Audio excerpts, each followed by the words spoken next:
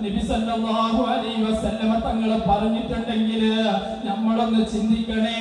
നമ്മുടെ മാതാപിതാക്കൾക്ക് നാം എന്ത് ചെയ്തിട്ടുണ്ട്? നമുക്ക് വേണ്ടി ഇത്ര ത്യാഗം സഹിച്ച ഉമ്മാക്ക് നാം എന്ത് ചെയ്തിട്ടുണ്ട്?